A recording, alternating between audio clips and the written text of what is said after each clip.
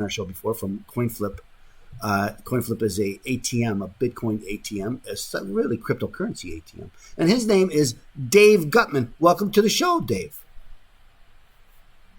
Steve, thanks a lot for having me again.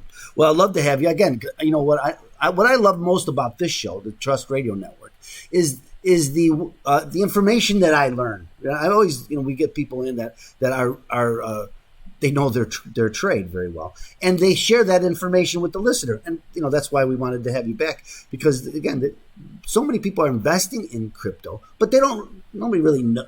I wouldn't say nobody, but a lot of people don't really understand it. So, but let's talk a little bit about. Let's start with talking about CoinFlip and the company that you're with. Yeah. You guys have been getting a lot of press. You're a local company here in Chicago.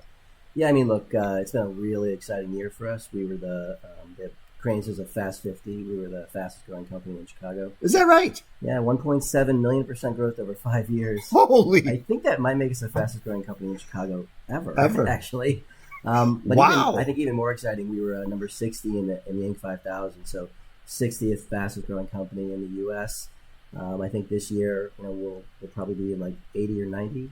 Even with our growth rate this year. So just really exciting growth.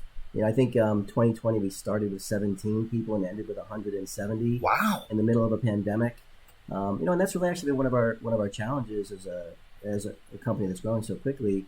Is how do you build a culture with a company that's growing that fast? We're about to move to the old post office. I saw that. Yeah.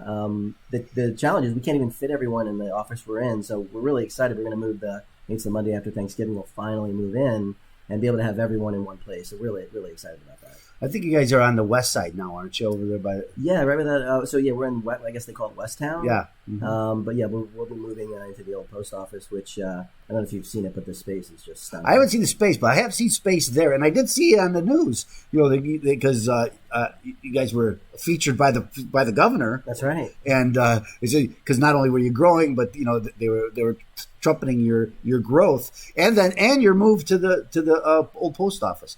When I was a kid, I used to live on the west side of Chicago, and we would go down to the lakefront, always underneath the post office, beep the horn, scream out the window so we could hear it.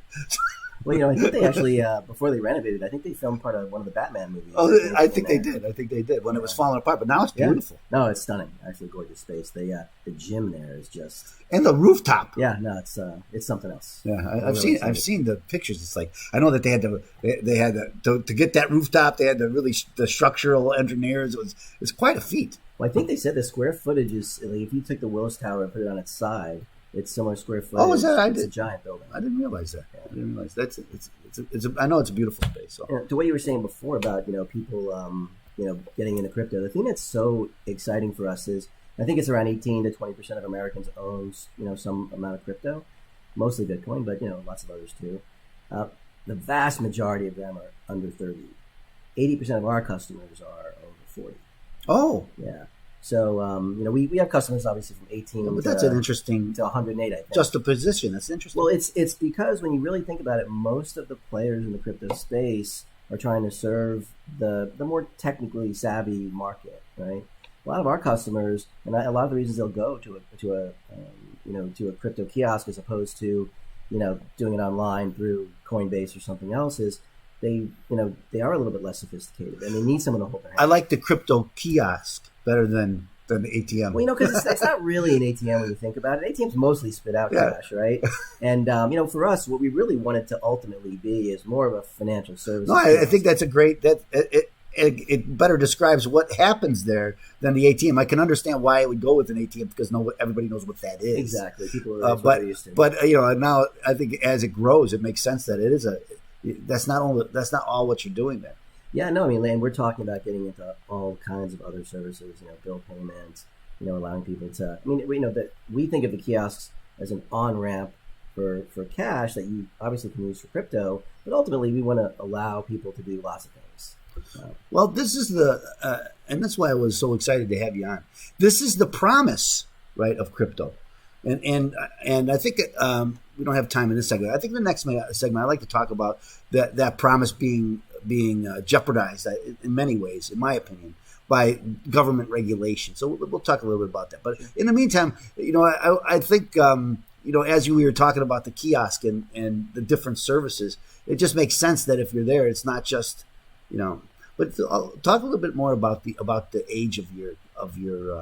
Well, the two things that are most surprising when people don't understand who, and again, like I said, we have customers from 18 to 108, but 108. Yeah, seriously, we have a few customers over 100 for sure. I don't know if we got to quite get to 108, but we definitely have some over 100. Okay, I wasn't calling out on that. Yeah, that's so good. But people are surprised that our average age is a little bit higher, and we actually skew slightly female. So yeah, it's that's another anomaly, kind of, because it's text. And I don't want to really even say that crypto. I guess it began as a tech thing. Well, and look, I have a background in computer science, finance, and game theory, and there's aspects of it that are complicated for me. Like, so to the average layperson, crypto can be very confusing and intimidating, which, that is a big part of the reason why CoinFlip exists, is to help make it accessible to anybody. And boy, that's so exciting. That's why I want to get your talk about. I want to in this show. I want to talk a little bit about the technology behind crypto, because I don't think a lot of people understand that, the promise of crypto, because I think we're just at the beginning of what the promise is. Would you agree with that? Oh, we're just scratching the surface. When you really look at the broader technology of blockchain technology, it can be used from everything from voting systems to insurance. Of course, it's going to affect financial services, but it's going to affect every industry. And I think that's what's so exciting about it. And I think Bitcoin was kind of like the first big thing out of this technology, and so sometimes people tend to tie it together like this is blockchain. It's a use of blockchain, but it isn't blockchain, right? That's right. It's there are lots of technology, lots of things that use blockchain technology. Bitcoin happens to be one of them. Yeah. Really the first gorilla. Yeah, the first one, and obviously it's the behemoth. I think I mentioned this last time, but the fact that it got to $1 trillion valuation, in half the time that Apple did, in like 1/4 the time that Microsoft did. Actually, I should say it's 1/10 the time that Google did. So it really is impressive. Yeah, it really is, and we're going to find out more about about your company, what you do. We're going to talk about crypto. We're going to talk about blockchain. We're going to talk about government regulation. We're going to talk about all of that stuff. Tell people how they can get rid. You guys got like 3,000. Yeah, we just kiosks. I'm going to call them kiosks. Thank you, I appreciate that. And Ben Weiss, our CEO, would appreciate that too.